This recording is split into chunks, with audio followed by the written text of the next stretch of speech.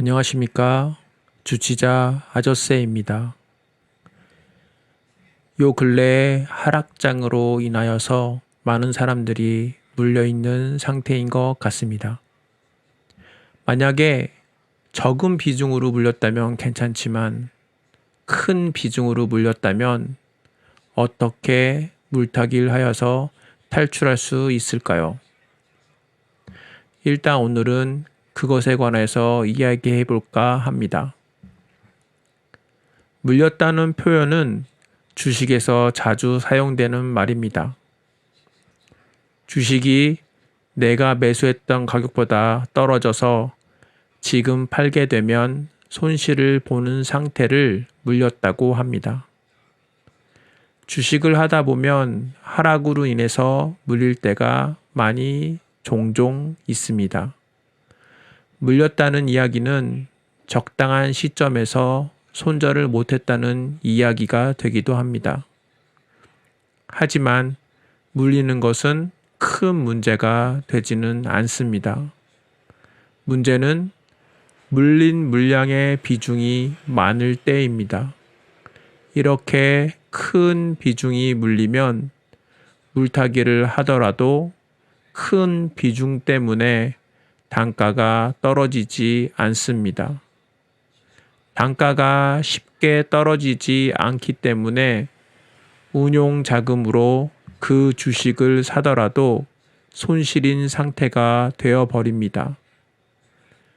결국은 매도를 못하게 되어서 운용 자금마저 물리는 결과가 나올 수밖에 없습니다. 큰 비중이 물렸을 때 어떻게 하면 빠져나올 수 있을까요?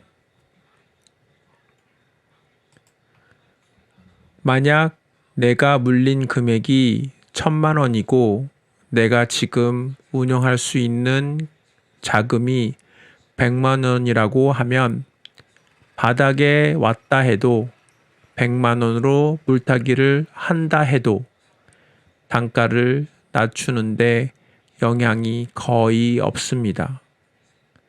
이렇게 내 운용 자금보다 훨씬 큰 금액이 물리면 어떻게 하면 좋을까요?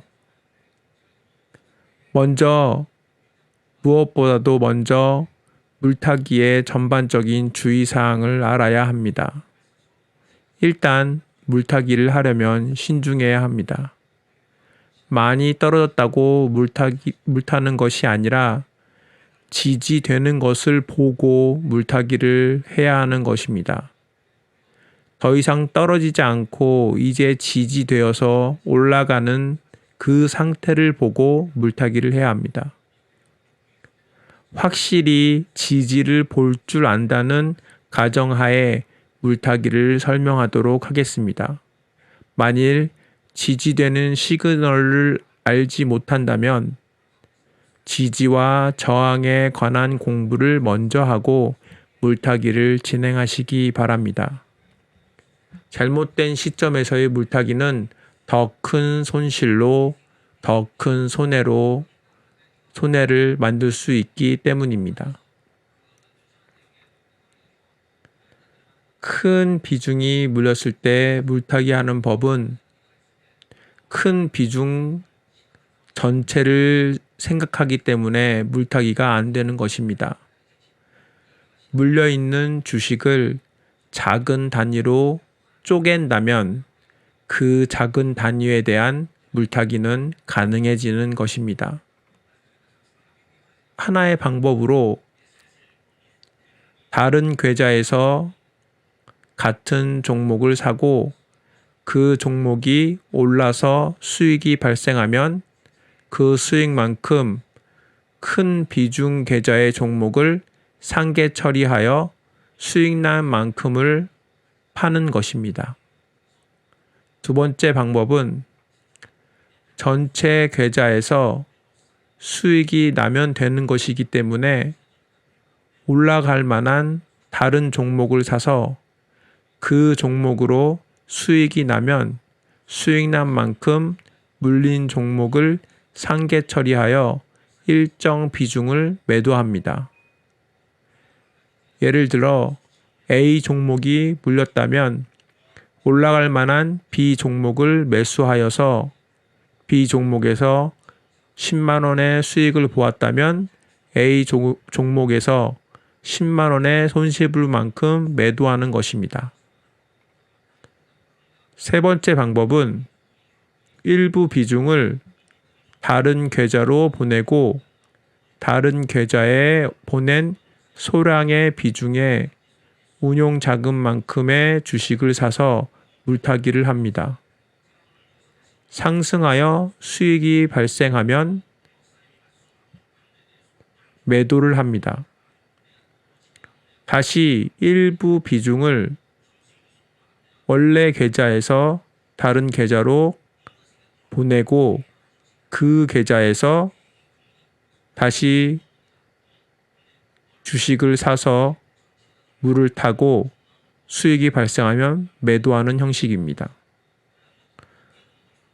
한마디로 두 계좌를 가지고 큰 비중이 물려있는 계좌의 주식을 조금씩 다른 계좌로 옮겨서 물타기해서 파는 전략입니다. 보유 주식을 다른 계좌로 이동시키는 것은 키움증권 영웅문에서는 0805번 계좌간 유가증권 대체를 이용해서 할 수가 있습니다.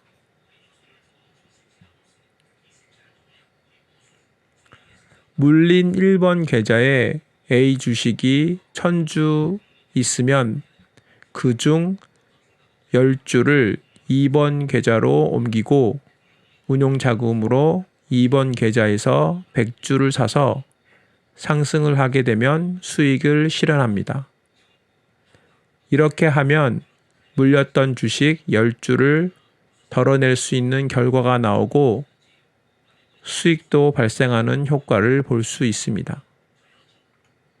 네 번째 방법은 물타기 계산을 사용하여서